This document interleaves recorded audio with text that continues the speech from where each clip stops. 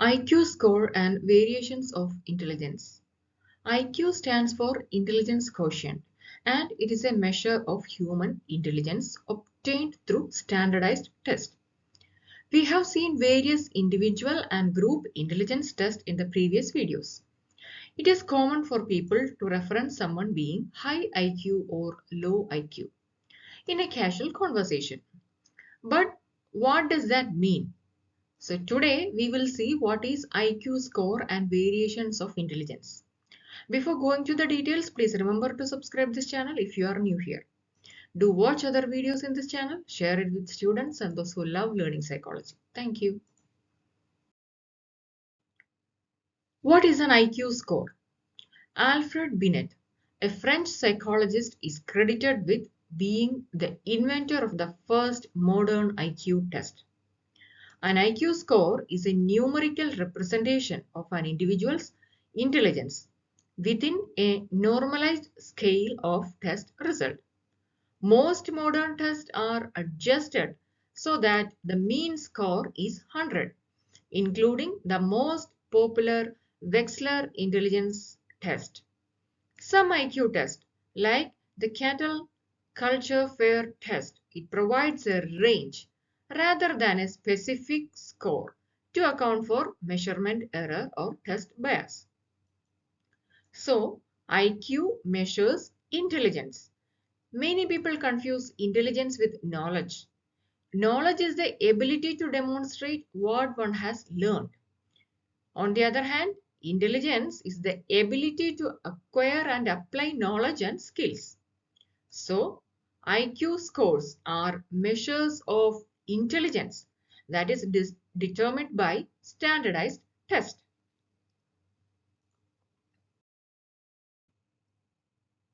IQ scale and average IQ. IQ tests are designed to conform to a bell curve distribution.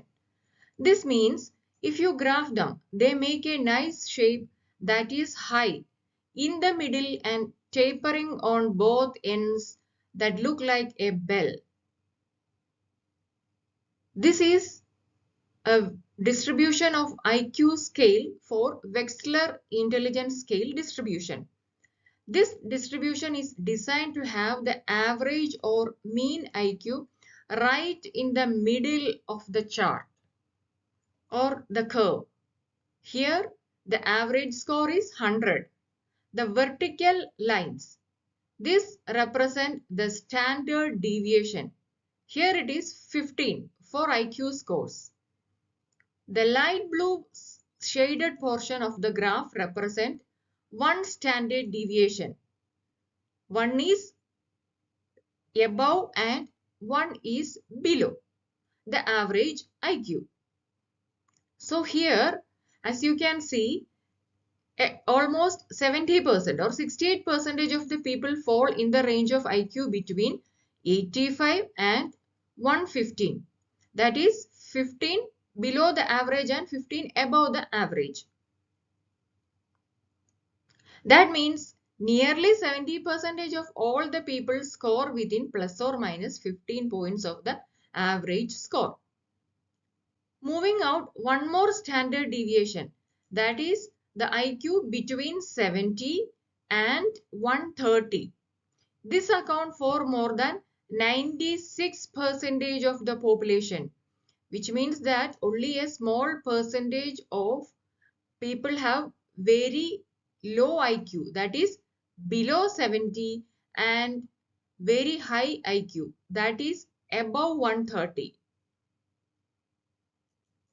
So what is an average IQ? Technically, the average IQ is 100 based on most popular standard test like the Wechsler test and the Stanford Binet test. The IQ tests are designed and updated over time to maintain an average of 100.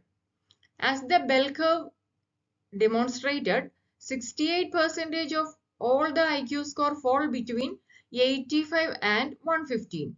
So, in essence, a normal IQ level could be said to fall between this range, that is between 85 and 115. So that is the average IQ of the population. Classification of intelligence scores and extremes of intelligence. There are different ways of classifying IQ score. Like in Stanford Binet classification, 40 to 55. If the score are, then they are moderately impaired or delayed.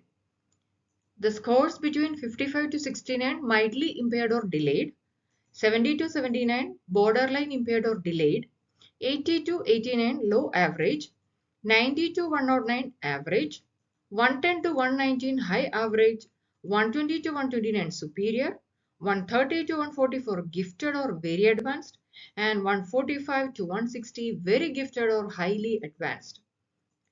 Let's see the extremes of intelligence. An IQ between 115 and 130 is considered normal gifted or moderately gifted.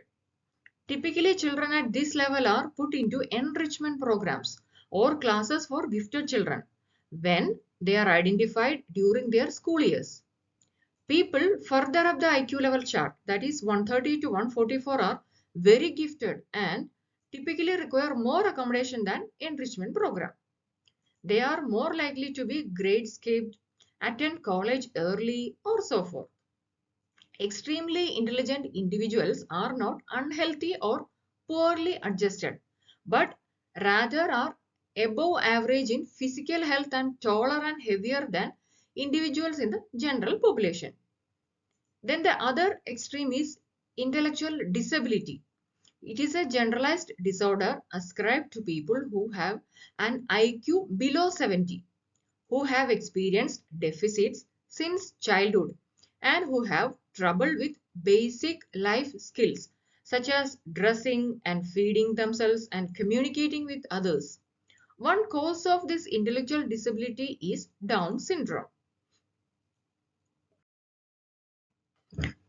Let's see how the IQ is calculated. Historically, IQ tests have been scored in one of two ways.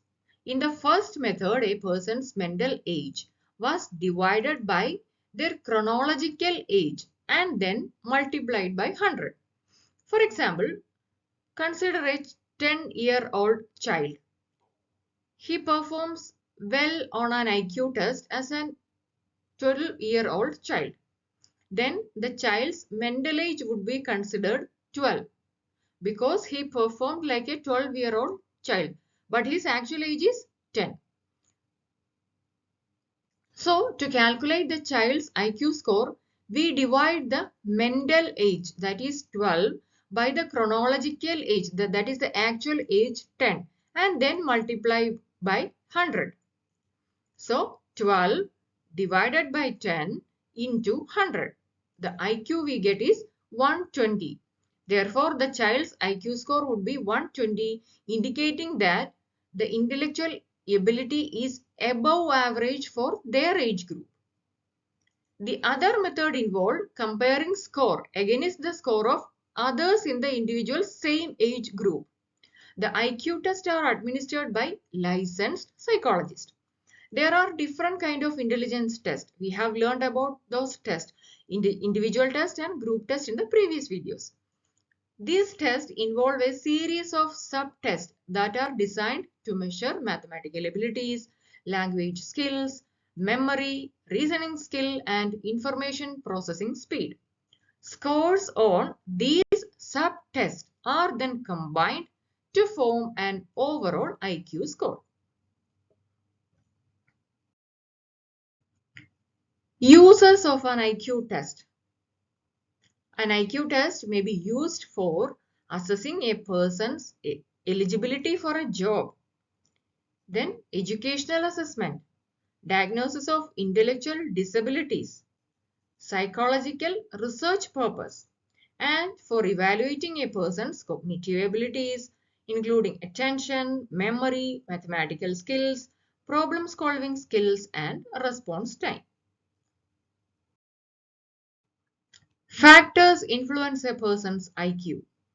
Several factors can influence a person's IQ. First one, age.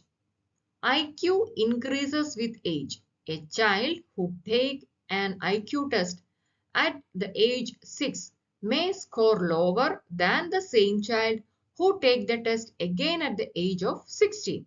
This is because as the brain develops, cognitive abilities and problem solving skill improve, leading to a higher IQ score. Then educational background. A person with a higher level of education may have more exposure to different types of information which can lead to a higher IQ score. Cultural practices and beliefs. A person from a culture that places a high value on academic achievement may be more likely to have a higher IQ score. General health, including any underlying health condition. Physical and mental health can impact a person's cognitive abilities. For example, a person with a brain injury may have a lower IQ score due to damage to their cognitive abilities. Environment. A person's environment can influence their cognitive development. For example, exposure to toxins in the environment can lead to brain damage, which can affect IQ scores. Genetics. Certain genetic variations may impact brain development and cognitive function, leading to a higher or lower IQ score. Brain anatomy. The structure and function of the brain can impact IQ. For example, a person with a larger prefrontal cortex may have better problem solving skills, leading to a higher IQ score. Now let's have a quick recap on what we have learned. In the topic IQ score and variations of intelligence, we have learned what is an IQ score, IQ scale and average IQ, then classification of intelligence score and extremes of the intelligence, that is disability and the giftedness. Then how IQ is calculated, the uses of an IQ test and the factors influencing a person's IQ. Hope you liked this video. Please share and subscribe. Thank you and keep smiling.